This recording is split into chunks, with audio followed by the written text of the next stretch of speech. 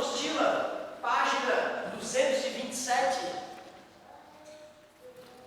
Página 227 da nossa apostila, questão 281. Um copo destampado contém água e óleo em equilíbrio. Sendo P0 a pressão atmosférica local e tomando-se como referência a superfície livre do óleo, o gráfico que expressa a variação da pressão P com a profundidade H é... Boa essa questão. Ele está dizendo que tem um copo, nesse copo tem óleo até uma parte e depois tem água. Então, óleo e água. Ele quer que eu faça um gráfico da pressão versus profundidade. Pressão versus profundidade H. A fórmula que me permite calcular a pressão no fundo do óleo ou da água com a profundidade é o teorema de Stevin. P igual a P0 mais μ vezes G vezes H. Aliás, deixa eu ver, ele quer a pressão total ou ele quer... Deixa eu ver que pressão que ele quer. Sendo P0 a pressão atmosférica local e tomando-se como referência a superfície livre do óleo, o gráfico que expressa a variação da pressão com a profundidade.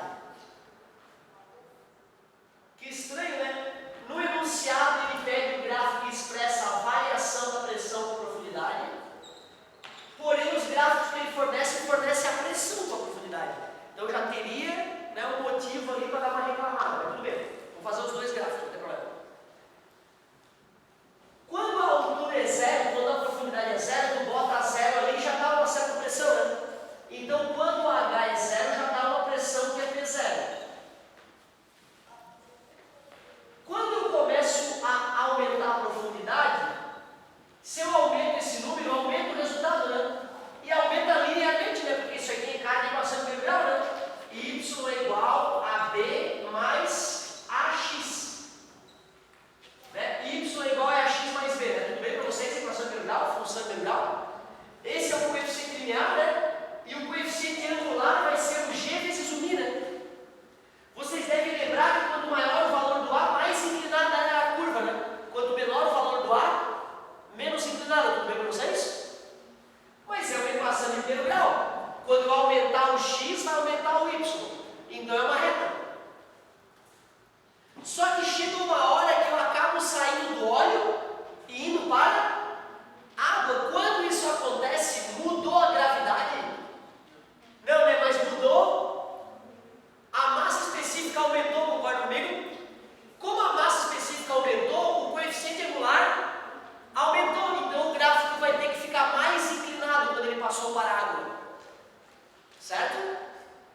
Se ele de fato estivesse querendo a variação da pressão e não a pressão, aí eu teria que partir do zero. Primeiro menos inclinado porque é óleo, depois mais inclinado porque é água. Certo? O gráfico que ele pediu é esse aqui, na verdade, a variação da pressão. Mas botando o olho nos gráficos, nenhum deles fala da variação de pressão. Então ele errou. Ele não queria saber a variação da pressão, bobão. Ele queria saber a pressão com a profundidade. E o gráfico que tinha uma inclinação menor e depois passou a ter uma inclinação maior, foi o gráfico B. Então tu vê, a gente teve que, para matar a questão bem bonita, né, a gente teve que fazer uma ligação entre física e matemática ali, né? Perceber que o coeficiente angular da reta mudou porque a densidade mudou. Muito boa a tua questão, ótima pedida, parabéns. E aí galerinha, fiquem à vontade, vamos lá. Aí.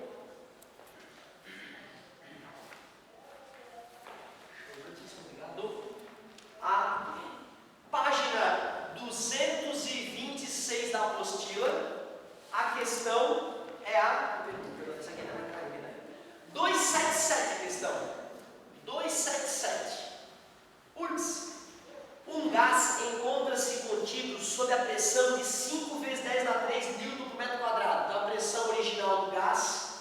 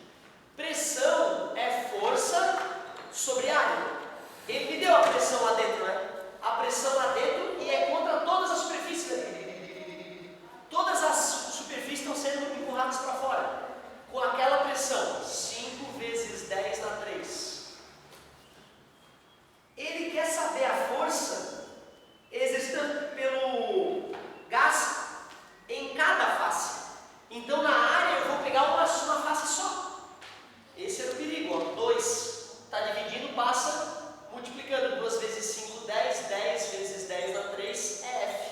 Então a força vai ser 10 na 4 newtons. Esse aqui recebe 10 na 4 newtons para cá, esse recebe 10 na 4 newtons para lá, esse 10 na 4 newtons para cima, certo? Mas cada face recebe 10 na 4 newtons. Ele escreveu 1 vezes 10 na 4. Letra A. Show. Obrigado. Fique à vontade, meus queridos. Não é obrigatório ser questão de lista nenhuma, nem da tua apostila. Tu pode estar com uma inquietação filosófica na física aí, pode dividir com a gente.